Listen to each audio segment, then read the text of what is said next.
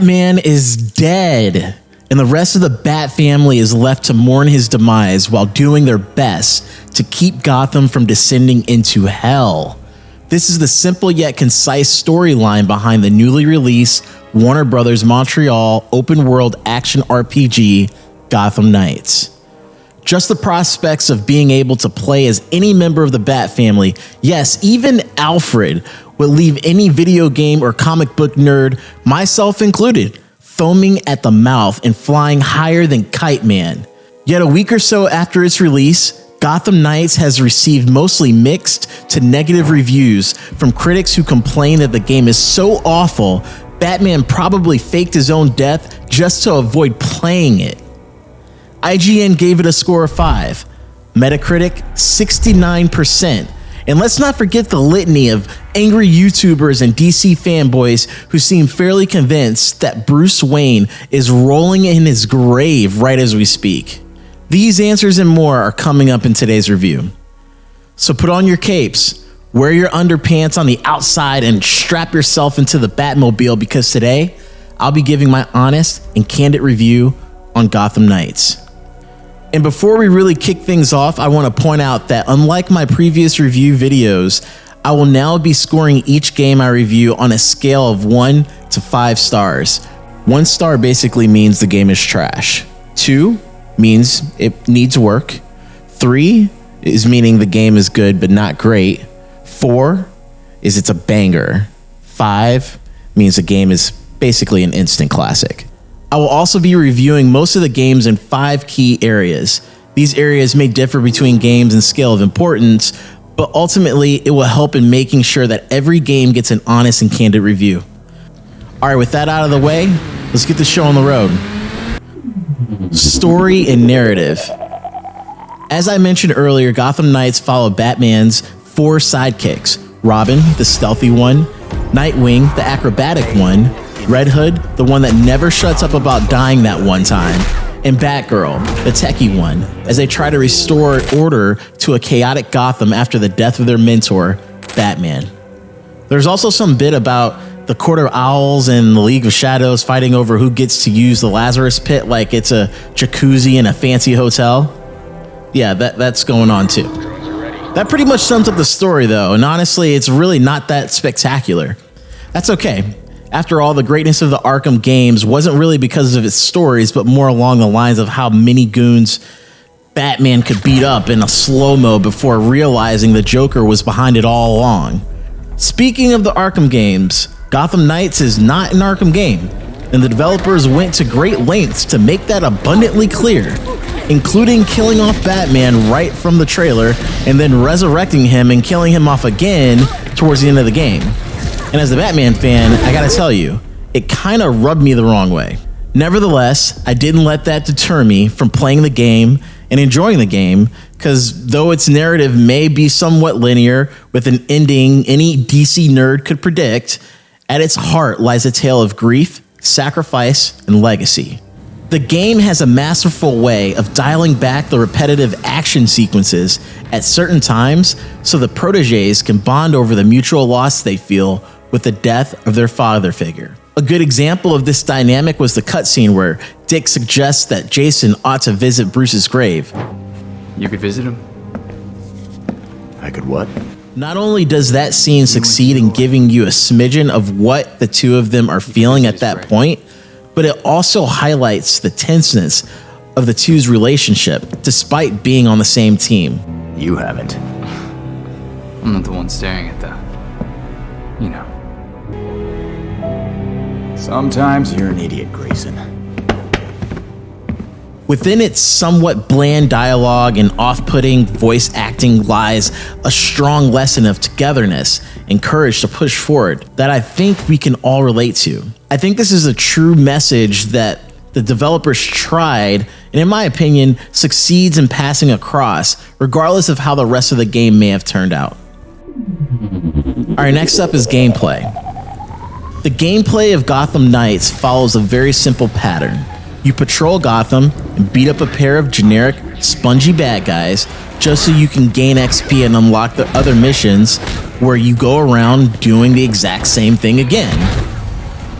I mean, don't get me wrong, it's quite fun and enjoyable. I mean, who wouldn't want to patrol the dark streets of Gotham dressed up in Dick Grayson's tight-fitting, butt-clenching leotards and take down hordes of identical goons with flashy windmill kicks and escrima sticks?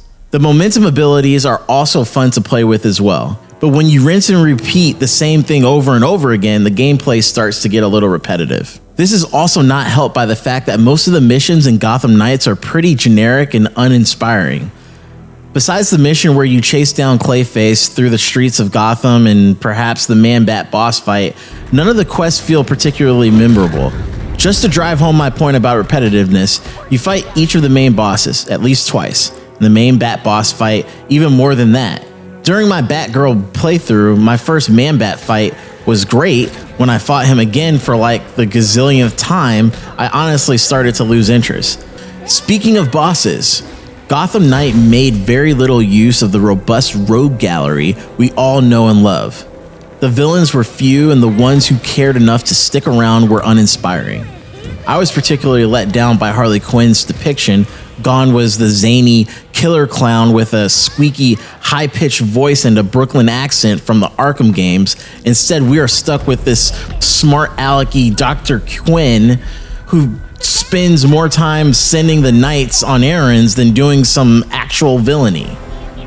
Gotham Knight's skill tree is also needlessly complicated and confusing as all hell, in my opinion. What's more, unlocking some of the best skills and elemental effects in the game requires you to trade in your cape for a shovel and farm all day long with side missions so identical you start to wonder whether you are actually having fun or not. Overall, I would say that Gotham Knights gameplay was just okay, which is not particularly a bad thing, but when you are coming right after the groundbreaking Arkham games quadrilogy, you have to do more than just okay to leave a lasting impression. Number 3, combat. The combat in Gotham Knights was a little janky but quite enjoyable. Each knight has their own distinct set of moves and animations that are pleasing to use, especially when you leveled up your skill tree to a huge extent.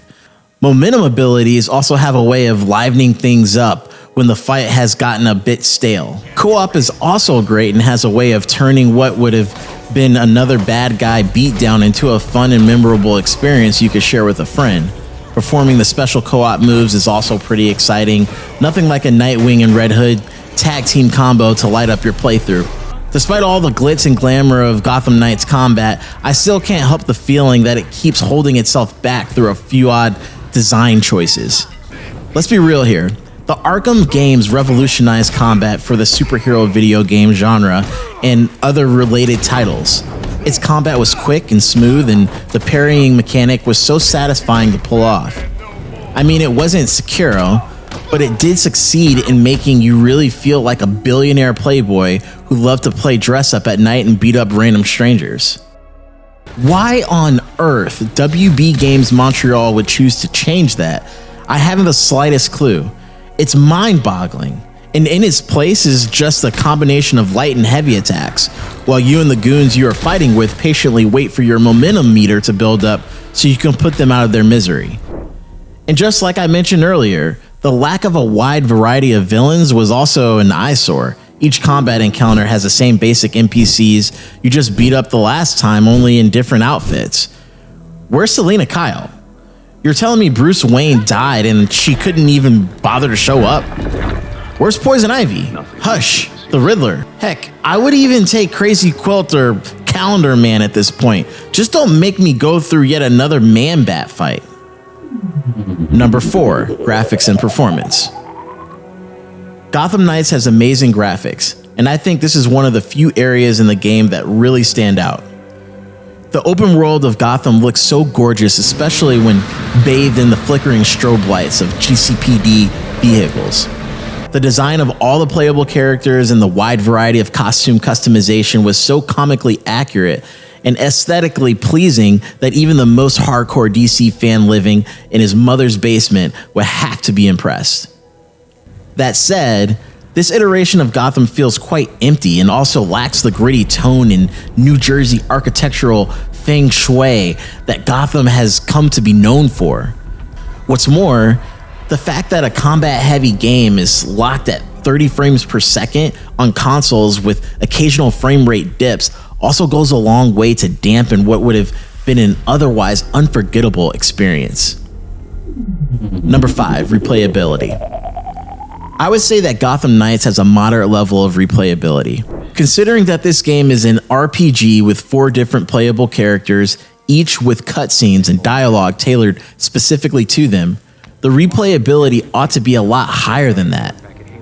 But due to several factors such as mundane quest lines and generic combat, it makes it a little tough to pick up the controller again after you've finished the game the first time.